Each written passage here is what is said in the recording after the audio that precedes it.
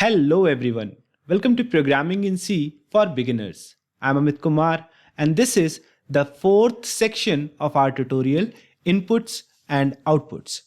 In this section, we are going to deal with Tutorial 18, Variables and Data Types, Tutorial 19, More about Data Types, Tutorial 20, Output Function, Tutorial 21, Program with Output Function, Tutorial 22, Input Function, Tutorial 23, Program with Input Function, Tutorial 24, Some Important Information.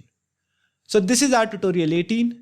So without wasting any time further, let's proceed. Variables and data types.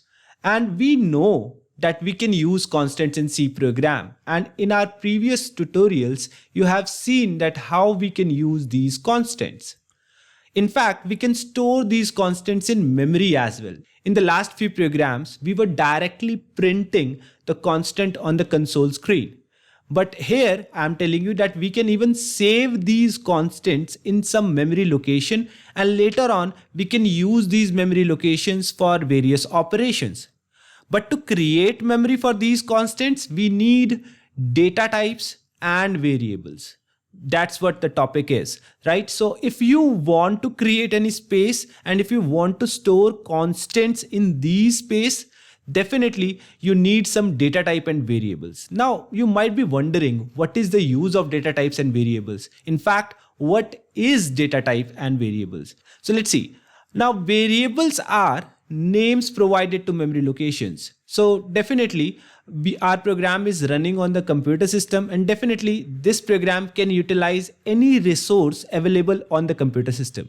One of the important resource is memory, but whenever I'm saying memory, I mean to say main memory or our RAM. If we are accessing any memory location, we should have any identifier over there so that we can identify the same location again.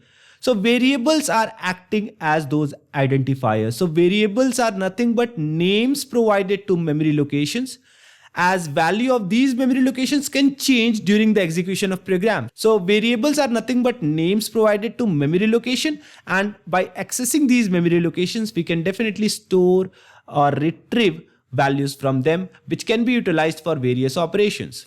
So data types are those entities which tells the compiler that how much space is required in memory. Okay, now what type of value can be stored in memory, and the third thing, range of value that can be allowed to store in memory. So with different data types, we are actually telling the compiler that this is the amount of space that we want in memory, right?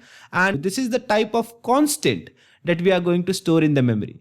And this certain memory location can store value within this range. So all these three things are answered by just providing the data type. So in C language, there are four types of data types, right?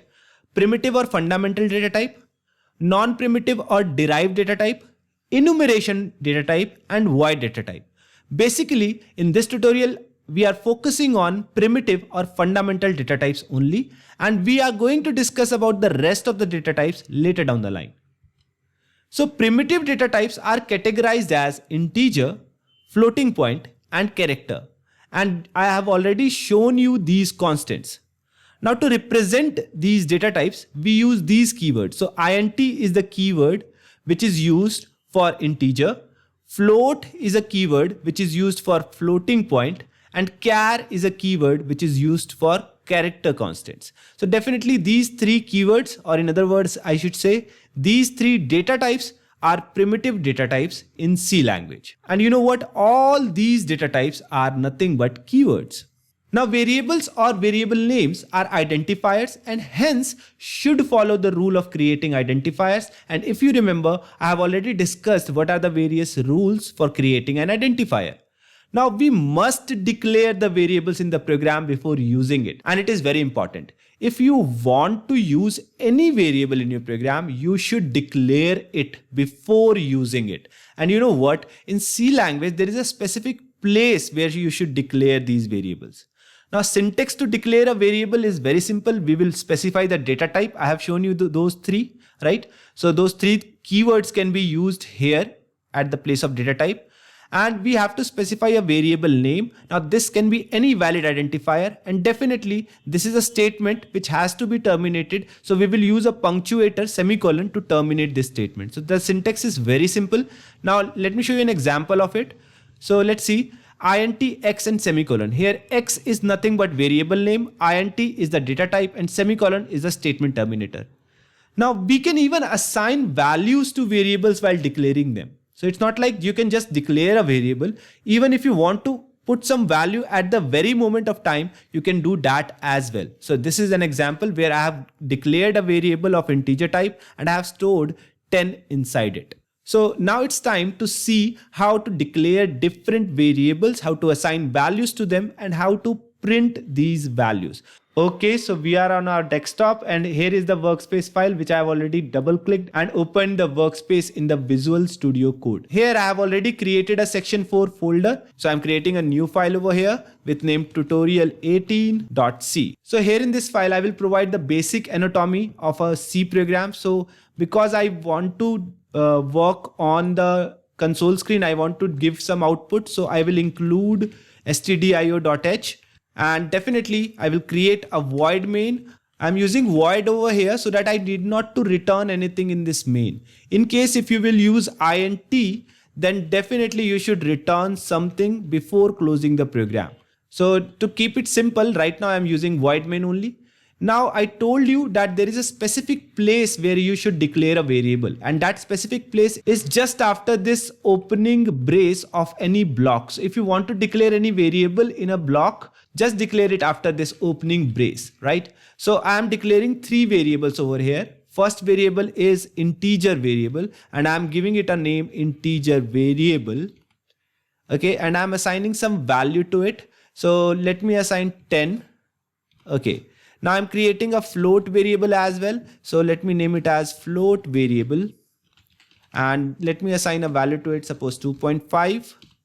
And similarly, I will create a character variable. So char variable, and here I will assign a value, character type value, but of course, and that should be in single inverted commas. So I am assigning @ over here. Now you were using these constants earlier and that time we were using the printf statement. If you remember, for printing integer we were using %d, for printing float we were using %f, and for printing character we were using %c. So we will write down that printf function, and inside that printf function we will keep 2 things. First, this double quotes and then a comma. This comma should be outside these double quotes, okay? And then after the variable that you want to display. So integer variable. Okay, if you are understanding this printf, it's well and good. If you are not, still it's good, because we are going to discuss about this printf in a separate tutorial. So here, because I want to print integer, I will write down %d, and then I'm just copying this statement 2 more times. And one more thing, I will apply a \n after printing %d, right? Or let it be a comma only. So that would be fine. So comma and a comma here. So as soon as I run this program, you can clearly see the output. Value of integer variable, which is 10, value of float variable, which is 2.5. Now why so many zeros are there? Because of its precision. That much precision will be provided by the float. So it is just about precision. Of course, we can definitely format how many digits we want, but that we will discuss later on. And then you can see this character value and all the values. If you will see the program, all the values are printed in different printf, but still they are coming in the same line. Okay, so in C language, you have to change the line by yourself, and how you are going to do that is again something that is going to coming in the upcoming videos. Now that marks the end of this tutorial. Hope to meet you in the next video tutorial. Till then, thank you and happy programming.